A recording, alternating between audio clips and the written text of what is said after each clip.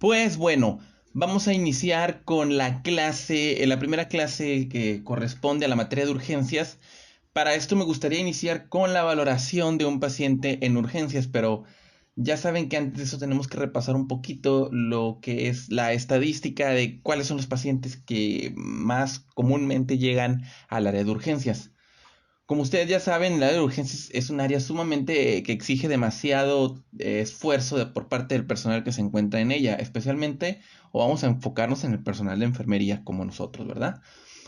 Y recuerden que en esta área no hay una hora ni una fecha exacta de qué pacientes son los que van a llegar con mayor frecuencia, sino que simplemente es de manera aleatoria, random, y por ese motivo muchas de del personal que se encuentra laborando en la institución tiene un poquito como de miedo a llegar al área de urgencias por no saber qué es con lo que se va a enfrentar, perdón, y no estar preparado para lo mismo. Y hablo de un poquito de miedo, pero para el personal que es personal primerizo, personal joven, que no tiene tanta experiencia, porque por lo regular se deja en esos puestos, en esas áreas a las personas con más experiencia, que están más preparadas, que a lo mejor ya tienen una especialidad en urgencias y emergencias, tienen una especialidad en cuidados intensivos, tienen muchos años de experiencia, tienen cursos. Más que nada, también los cursos ayudan mucho en el manejo del paciente crítico, como son estos cursos que aquí vengo a promocionarles otra vez, no porque yo los imparta, sino porque son súper importantes para ustedes, que son los de soporte vital básico y avanzado. Muy bien, continuemos con lo que quiero llegar a plasmarles en esta pequeña introducción. Y es que quiero citar un artículo que encontré, que de acuerdo a los datos que informa el Ejecutivo Federal y el Congreso de la Unión sobre la situación financiera y los riesgos del Instituto Mexicano del Seguro Social 2018. Cito esto porque de aquí, en esta revista del IMSS, saqué este artículo que me pareció muy interesante y tiene como nombre principalmente el título: los 10 principales motivos de consulta de urgencias que ingresaron en este hospital, en estas instituciones, en 2017. Entonces hace como un top 10 de cuáles son las enfermedades más frecuentes que llegaron en el 2017. Bueno, y me gustaría iniciar este top iniciar con el número 10. Los voy a mencionar rápido porque el objetivo es que ustedes solamente comprendan cuáles son o sepan cuáles son las 10 causas más frecuentes que se tuvo como resultado de este artículo. Y nos dice aquí en el artículo que el número 10 tenemos los trastornos de los tejidos blandos. En el número 9 tenemos los urgencias ocasionadas por la diabetes mellitus. Recuerden que pues, pueden ser complicaciones de los pacientes que lleguen en estado de coma o que tengan una complicación de un prediabético o etcétera, cualquier complicación que sea por parte de la diabetes mellitus. En el número 8 tenemos enfermedades de la piel y del tejido subcutáneo. Incluso aquí podemos agregar también lo que son las heridas punzocortantes o heridas, laceraciones, abrasiones, cualquier tipo de daño en el tejido dérmico. Infecciones de las vías urinarias en el lugar número 7. Son muy frecuentes en el área de urgencias también, de igual manera. En el número 6 tenemos todo lo relacionado con la columna vertebral, principalmente las dorsopatías, que también llevan a más de 6,000 personas que llevó a más de 6,000 personas en ese lapso de tiempo del 2017, cuando se llevaron las encuestas, en ingresar al área de urgencias. En el número 5, y ojo aquí porque ya vamos con lo un poquito más común, más frecuente y más aparatoso también. En el número 5 tenemos enfermedades del corazón de cualquier tipo, e incluso podemos agregar o hacer énfasis en los infartos agudos al miocardio, que es uno de los temas que también se va a repasar, y vamos a poder valorar a un paciente y actuar de manera eficiente en un infarto o en un síndrome coronario agudo. En el número 4 tenemos los embarazos, cualquier tipo de emergencia por un parto y puerperio que se necesite. En los datos estadísticos arrojó que el 7% de las personas o de los ingresos al área de urgencias pues venía siendo por mujeres embarazadas. En el número 3 tenemos enfermedades infecciosas intestinales, es de las más comunes, ya lo saben, y mayormente se incrementan en temporadas de calor por ingesta de alimentos alimentos mal preparados y un especial énfasis entre lo que es la fiebre tifoidea. En el número 2 tenemos los traumatismos y envenenamientos. Tengas entendido que los traumatismos, ya se los había dicho en clase, que los traumatismos casi siempre se asocian a un traumatismo automovilístico y esto es más frecuente en los adultos jóvenes, ¿sí? Adultos o adultos jóvenes. Y pues lleva hasta el 15% de los ingresos en las salas de urgencias, de emergencias. Así es algo un poquito muy común que llega. Ya en primer lugar tenemos lo que es los eventos causados por infecciones respiratorias agudas. Cualquiera de eso que pueda lastimar el tracto respiratorio, que lo pueda llevar a dificultades para el intercambio gaseoso, es lo que nos tiene como número 1 en los ingresos al área de urgencias. Recuerden que esto se incrementa más en los niños y en los adultos mayores. Muy bien. Dicho esto, pues son muchas enfermedades. Bueno, ahorita solamente citamos los 10 eventos que llegan más comúnmente según el artículo. Pero pues incluso pues vamos a ver que hay de todo variado, ¿verdad? Surtido rico que llega ahí al área de urgencias y para todo hay que estar preparado.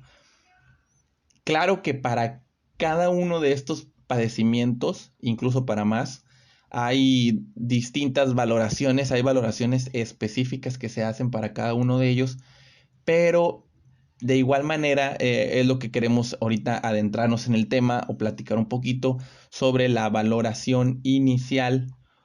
La valoración inicial a un paciente, a cualquier paciente que llegue al área de urgencias, porque recuerden que cuando llega al área de urgencias el paciente puede llegar consciente o puede llegar inconsciente, te puede decir los signos y síntomas, te puede manifestar clínicamente, pero en algunas ocasiones, o más bien dicho, en todas las ocasiones uno tiene que tener un programa, ¿no? Una estructura para poder valorar de manera eficiente al paciente y poder recabar los datos de manera rápida, porque es lo que se necesita. En urgencias todo es rápido. Bueno, y quiero empezar a compartir antes de llegar a lo de la valoración del paciente, iniciar con esta cadena de supervivencia. Estas cadenas de supervivencia están basadas en lo que es un paciente o están especificadas para un paciente con paro cardiorrespiratorio, pero pues podemos utilizar estas mismas cadenas para darnos cuenta que tienen una estructura lógica para poder actuar durante cualquier evento, no solamente un paro cardiorrespiratorio. Podemos observar la primera, la de la parte superior de la imagen, que es la cadena de supervivencia en hospitalaria. Y tenemos una prehospitalaria, o sea, fuera del hospital, en la calle, en la casa, que podemos utilizar. Vamos a iniciar primero con la que está fuera de la casa, ¿no? En la prehospitalaria, la de abajo. Muy bien, el primer eslabón nos dice que hay que reconocer inmediatamente la emergencia, reconocer la herida, reconocer que la persona está en un estado de shock, reconocer que el desmayo ya duró mucho, duró más de lo que debió de haber tardado, la convulsión ya duró también demasiado, el dolor es muy intenso, entonces tengo que saber activar un sistema de emergencia en la localidad. ¿Cuál es el sistema de emergencia que tenemos universalmente? Pues tenemos el 911, pero esto ya se hizo de manera estandarizada en todos los países, en la mayoría de países de América Latina. Y recuerden que anteriormente teníamos el 065, 064, 066, perdón. Desconozco si esos números sigan funcionando, pero para hacerlo de manera general, para no tratar de no olvidarlo, sería el 911. Activo el sistema de emergencias. Ok, hablo a la ambulancia y pido, primero que nada, antes de pedir la ayuda o decir qué está pasando, tengo que identificarme yo como ciudadano. Me identifico, mi nombre es fulanito de tal y digo mi número telefónico es 833-12-34-56-78. Ok, muy bien. ¿Qué fue lo que pasó? Tengo un paciente que no está respirando bien, tengo un paciente que sufrió una quemadura intensa, tengo un paciente que fue atropellado, un paciente que tiene dolor en el pecho.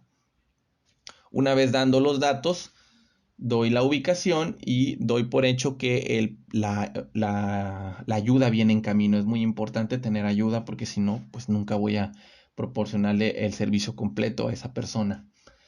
Después el siguiente eslabón nos dice que actuemos, ¿verdad? Aquí en el eslabón nos hace énfasis en la RCP, porque este eslabón es para pacientes que están en paro cardiorrespiratorio, recuerden. Pero podemos cambiar esto de iniciar la RCP con tratar de actuar si eres una persona capacitada, tienes un curso de primeros auxilios o realizaste un curso de TUM en la Cruz Roja o tienes el conocimiento para poder tratar de ayudar, ¿verdad? El conocimiento médico, siempre y cuando pidiendo la autorización previa de la persona. Incluso durante la materia vamos a saber qué es lo que podemos hacer y qué es lo que no podemos hacer en una urgencia, pero eso sería más adelante. Después nos dice que utilicemos un desfibrilador rápido. Ok, si la persona no está consciente, pues sería bueno si tienes un desfibrilador, un DA, un desfibrilador automático, pues poder monitorizar su corazón, ¿verdad? Para saber si está el ritmo cardíaco es adecuado, es normal, si no va a necesitar una descarga, sería conveniente tenerlo a la mano. Posteriormente, pues los servicios de emergencia médicos básicos y avanzados que le va a proporcionar la ambulancia que ya pedimos. Y ya por último, una vez que fue atendido y ya se estabiliza el paciente, pues brindar los cuidados de soporte vital, posparo cardíaco, posparo respiratorio, posquemadura, post-evento obstétrico, post lo que sea, ¿verdad? Es el último eslabón. Vemos que también en la parte superior, en la cadena hospitalaria e intrahospitalaria, también se repite este eslabón.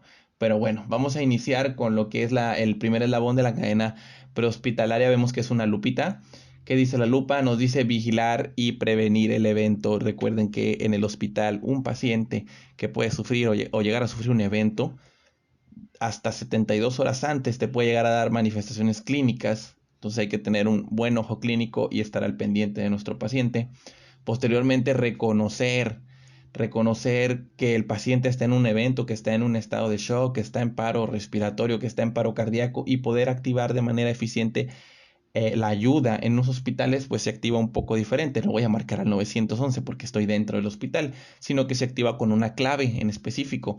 Las claves varían dependiendo de las instituciones, dependiendo el personal. Cada uno le nombra o le da una clave específica. Por lo regular, casi en todos los hospitales se utiliza la clave azul como evento de emergencia, no solamente para paro cardíaco, sino para cualquier tipo de emergencia que necesite una intervención inmediata. Después tenemos actuar, ¿verdad? De manera eficiente. Si puedo actuar, si puedo proporcionarle el oxígeno a ese paciente, si puedo proporcionarle de manera inmediata algún medicamento, ir preparándolo, obviamente no administrarlo previa autorización médica, o puedo realizarle la RCP, lo que está dentro de mis manos, realizarlo de manera precoz. Después tenemos el eslabón de la desfibrilación rápida, porque sí es importante en cualquier evento conectar a un desfibrilador o a un DEA, un desfibrilador manual o automático a un paciente que está en estado crítico para valorar también su estado hemodinámico mediante un electrocardiograma. Y ya por último tenemos este eslabón que se repite. Si sale todo bien bonito y el paciente sale del evento, tenemos los cuidados posparo respiratorio, posparo cardíaco, posparo quemadura, posparo obstétrico, lo que sea, ¿sí? Muy bien. Ok, vamos a continuar ahora sí con la valoración específica. A mí me gusta siempre tratar de dividirla en dos tipos de valoraciones para el paciente, era lo que estábamos platicando el sábado. Que una valoración es para paciente consciente y una valoración es para paciente inconsciente. A mí me gusta llamar la valoración de paciente inconsciente valoración BLS, y la valoración para paciente consciente me gusta llamar la valoración ACLS, o sea, de soporte vital avanzado, y la otra es del básico. La valoración para paciente consciente a su vez se divide en dos, una primaria y una secundaria. Pero si nos damos cuenta, la valoración del paciente inconsciente, o sea, que es la BLS que estamos aquí, se complementa con la valoración primaria y secundaria, pero principalmente se hace primero la valoración de paciente inconsciente. Ahorita vamos a evaluar un paciente. Vamos a empezar con un poquito más difícil, más complicado, que es con el paciente consciente. ¿Qué pasa cuando llega un paciente consciente al área de urgencias? Pues voy a evaluarlo con la valoración primaria. y es la siguiente. En distintas bibliografías, en distintos manuales, en distintas instituciones, mencionan valoraciones un poco distintas, pero todas llevan a lo mismo, a evaluar de manera sistemática a una persona que llega con una necesidad de urgencia. ¿Cuáles nos han enseñado? Nos han enseñado varias. Nos han enseñado la valoración del ABCDE. ¿Sí la recuerdan? Esta valoración que usan mucho los paramédicos para evaluar a sus pacientes. Una valoración estupenda, excelente. Ayuda en sintetizar de manera práctica los pasos que se tienen que realizar para evaluar un paciente. También tenemos otra valoración que habla de sistemas, evaluar la vía aérea, evaluar la circulación, la discapacidad y exponer al paciente. Esa también sirve, es muy funcional. A mí me gusta otro tipo de valoración y que es la que yo les recomiendo, pero si ustedes quieren utilizar la ABC o utilizar la valoración por sistemas, es exactamente lo mismo y es muy, muy eficiente. Recuerden que estas son herramientas que ya después ustedes van a poder utilizar en el área de urgencias con experiencia y van a poder combinarlas. Si hacen una combinación, todo lo hacen al mismo tiempo, son súper eficientes, pero para eso pues, necesitamos la teoría y saber de qué están compuestas esas valoraciones. Todas tienen, como les digo, un propósito: evaluar al paciente de manera eficiente, rápida, para proporcionarle una atención más específica. Les voy a contar la valoración que a mí me gusta más, porque siento que es una valoración que ya después se puede combinar toda y se hace muy padre, se hace muy rápida y no se nos olvida, ¿verdad? Llega un paciente a urgencias y lo que yo hago es evaluarlo cefalopodal, de la cabeza a los pies, como le quieran llamar. Evalúo primero, llega y saludo, ¿verdad? Así voy a evaluar el estado de conciencia que tiene el paciente. Y ahora voy a poner una imagen aquí que se vea un cuerpo humano. Pues vemos que arriba está la cabeza, ¿no? Obviamente. Y en la cabeza pues está el pensar, la conciencia. Entonces tengo que evaluar el estado de conciencia y lo evalúo en tres cosas: tiempo, espacio y persona. Le pregunto que cómo está, cómo se llama, cuál es su nombre, que si sabe por qué lo trajeron y cuál y qué día es. Si me contesta bien en todo, yo ya estoy indagando que esa persona está bien orientada en esas tres esferas. Entonces puedo pasar a lo siguiente preguntando qué es lo que está pasando y al mismo tiempo que él me está comentando, yo puedo valorar qué sigue después de la cabeza. Aquí en la cabeza, en la frente, vamos a poner que en la frente hablamos de las tres esferas, luego siguen los ojos, ¿no? Puedo valorar el estado, el reflejo pupilar, si existe o no existe, si hay midriosis, miosis, anisocoria, lo que encuentre, ¿verdad? En estos reflejos. La apertura espontánea de los ojos también tiene que ver mucho. Y ya una vez obteniendo estos dos datos sobre la conciencia y la apertura de los ojos, si fue espontánea, si no fue espontánea, si fue ante estímulo doloroso, o incluso también agregándole ya la respuesta motora, podríamos hacer una valoración que se llama valoración de Glasgow. Ya esta es un tema aparte, lo vamos a revisar. Simplemente quería agregarlo para que lo tengan en cuenta, que la valoración de Glasgow también se puede implementar dentro de aquí, con esta valoración primaria. Se puede fusionar. Vía aérea, ya cuando me está platicando el qué está pasando, yo estoy valorando si el paciente tiene dificultad respiratoria, si tiene tiraje intercostal, aleteo nasal, si le escucho estreptores, sibilancias, veo si el paciente tiene cianosis peribucal, perdón, y puedo valorar si es permeable la vía aérea en ese momento. De igual manera, si escucho que me está respondiendo correctamente, no escucho que esté jadeando, no está boqueando, no tiene distrés respiratorio, pues puedo indagar que la vía aérea está permeable. Ya de una vez que me aseguro que la vía aérea está permeable, que sin embargo no está de más poner un oxímetro de pulso para valorar también. Ya una vez que veo esto me paso, ¿verdad? Para abajo y llego al corazoncito, al pecho. Aquí de qué me voy a asegurar, pues de todo lo circulatorio. Todo lo circulatorio, vamos a hablar sobre el corazón y vamos a hablar sobre el sistema sanguíneo, ¿verdad? Aquí puedo valorar la frecuencia cardíaca. Aquí puedo valorar también o ir instalando una venoclisis. Puedo también tomar laboratorios, aunque no me los hayan pedido. Puedo tomarlos de manera eficiente, previa, por si se llegasen a ocupar más adelante. Puedo llegar a instalar lo que es el monitor, un monitor desfibrilador o un monitor simple para valorar el ritmo cardíaco, el trazo cardíaco, que también más adelante vamos a platicar de los trazos, cuáles son desfibrilables y cuáles no. ¿Qué más puedo valorar aquí? Valoro también la presión arterial, puedo valorar la PVC, la presión venosa central, si el paciente tiene un catéter central. Todo lo relacionado con la hemodinamia es lo que voy a valorar en este aspecto. Ya una vez que valoro, pues ya tengo más datos, ¿no? Datos que acabo de recabar de mi paciente, pero me hace falta un poquito más porque yo quiero terminar de saber de mi paciente, entonces me voy a la última parte, que es la exploración del paciente. Entonces puedo explorar el abdomen, puedo explorar extremidades para percatarme si no hay signos de hemorragias internas, si no hay hemorragias externas, saber si no hay quemaduras, saber si no hay fracturas, lesiones, crepitaciones, no lo sé, cualquier cosa que pueda encontrar en el paciente, pues puede ser útil, muy útil en el diagnóstico de la persona. Y porque les digo esto, porque muchas veces los pacientes no están conscientes, entonces, o en el momento que estás haciendo la valoración caen en inconsciencia, entonces hay que valorar por qué, ¿verdad?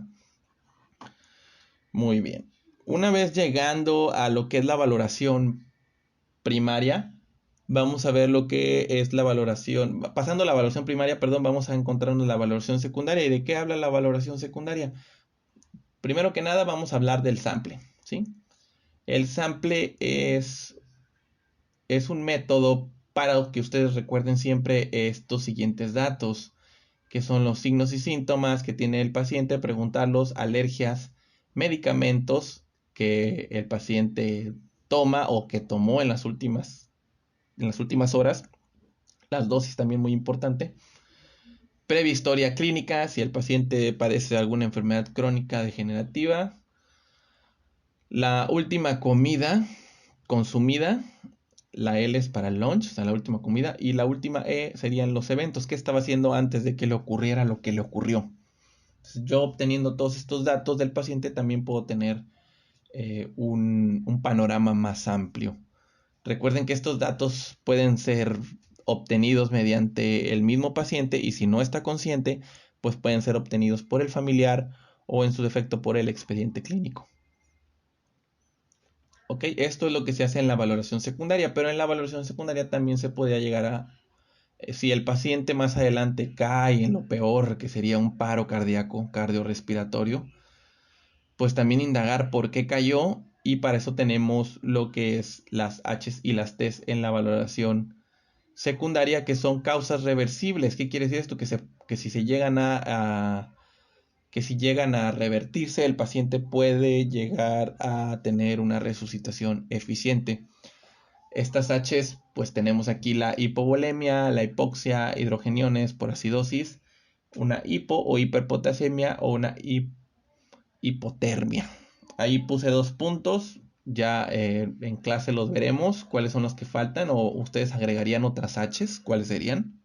Me gustaría que ya en clase las repasáramos.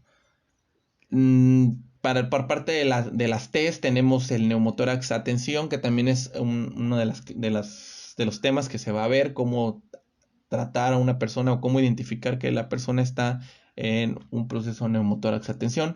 Un taponamiento cardíaco, toxinas, trombosis, ya sea pulmonar o la cardíaca, que sería para las anginas de pecho o los infartos agudos al miocardio. Pero saber, yo indagando en cualquiera de estas, mi paciente sí llegó en paro, a lo mejor llegó inconsciente, perdón, y luego cayó en paro. Pues sí, tratando de evaluar estas H's y estas T's, yo puedo, o tratando de indagar qué fue lo que le pasó, qué lo llevó al paro cardíaco y si puedo revertir esto, si a lo mejor si puedo aumentar la volemia en el paciente y resolver el problema y que la resucitación cardiopulmonar sea eficiente gracias a la compensación del volumen, pues sería tendría una tasa de supervivencia más alta el paciente. Si yo puedo proporcionarle oxígeno porque yo sé que cayó en un paro respiratorio primero y la demanda de oxígeno necesita incrementarse, pues también sería muy eficiente. El paciente tenía una hiperglicemia marca ACME, una hiperglicemia mortal, y eso fue lo que lo llevó, y yo me di cuenta porque yo vi al paciente y yo fui el que pregunté al familiar que venía inconsciente después que había en paro, pero el familiar me comentó que es un paciente descontroladísimo, diabético. Yo valoré la glicemia y sí, afirmativamente el glucómetro casi explota cuando me da las cifras, y es un dato que yo puedo proporcionar al equipo de reanimación, que puede ser muy útil para ellos.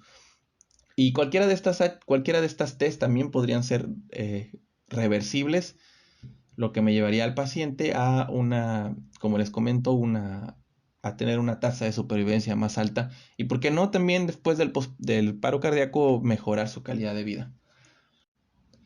Ya para terminar con esto de la valoración para paciente consciente, esta valoración primaria y secundaria, cabe destacar que estas valoraciones se pueden moldear, se pueden modificar, pueden hacerse de manera fusionada, y puede obtenerse el mismo resultado de manera más eficiente. Claro que esto lo hace un profesional con mucha experiencia, con más experiencia, puede llegar a combinar estas valoraciones y estar recabando datos, tanto como datos del sample mediante valora signos vitales, y aparte está preguntando las esferas y valora el estado respiratorio. Entonces todo lo puede hacer al mismo tiempo, pero les digo, es una persona que tiene más experiencia.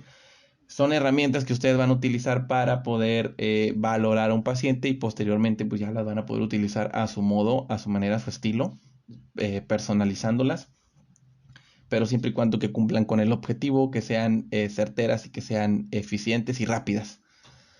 Muy bien, los dejo. Bueno, vamos a dar un ejemplo. Llega un paciente de 70 años de edad, el cual ingresa al área de urgencias.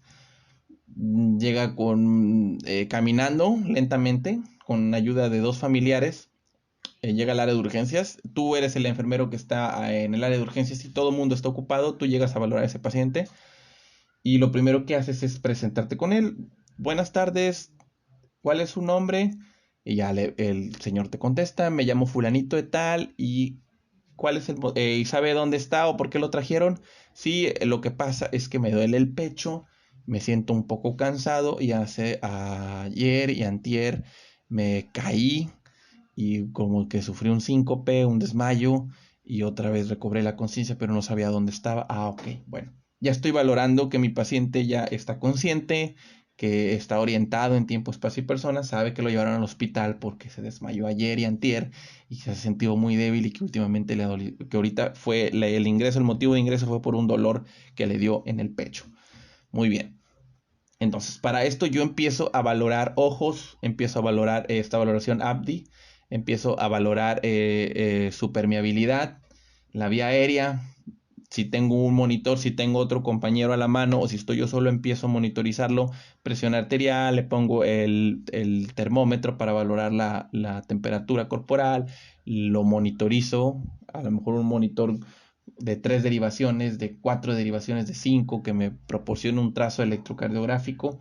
Valoro presión arterial, porque recuerden que también una hipotensión puede ser un signo de shock. Valoro la piel, estoy valorando de la cabeza a los pies. Tomo muestras, sí, a lo mejor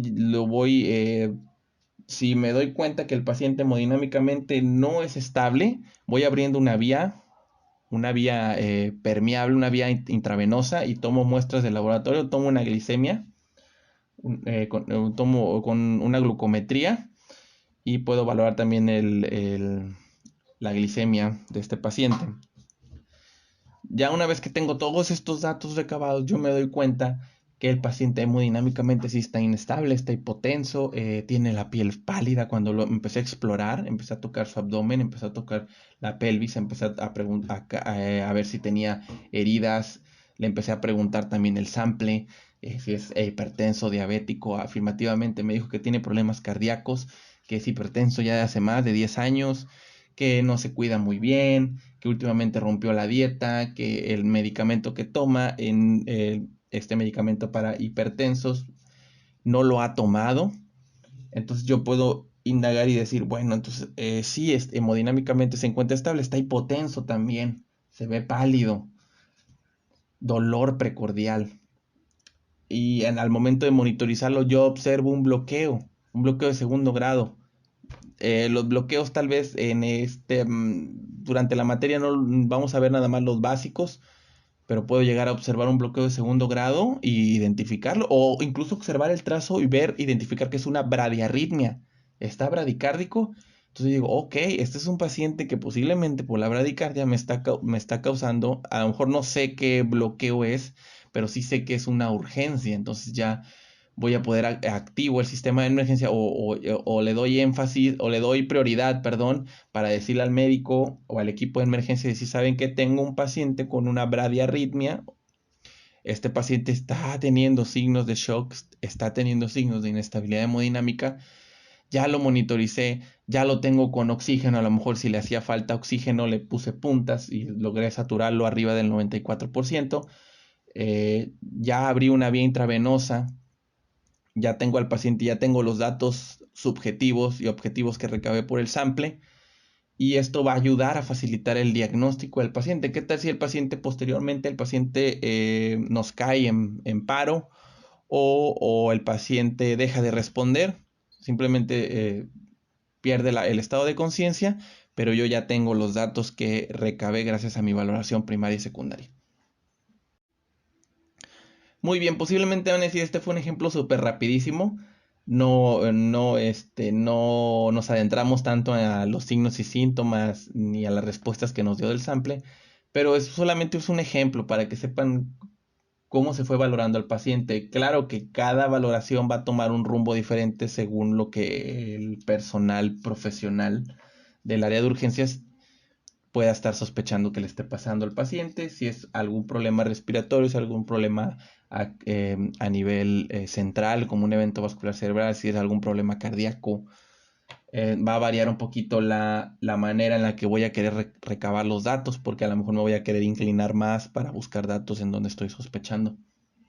Pero bueno, es importante que ustedes conozcan esta valoración para poder realizar una valoración eficiente, por lo cual yo quiero pedirles de favor que de tarea o para la próxima clase me puedan compartir una breve valoración hipotética obviamente, utilizando esta valoración primaria y esta valoración secundaria, utilizar la valoración primaria por sistemas o por ABCDE, o si lo quieren hacer por de la cabeza a los pies estaría excelente, y agregarle de todo, ¿no? Al paciente, que entre más me lo compliquen o entre más confundido lo pongan, el diagnóstico más enmascarado estaría mejor.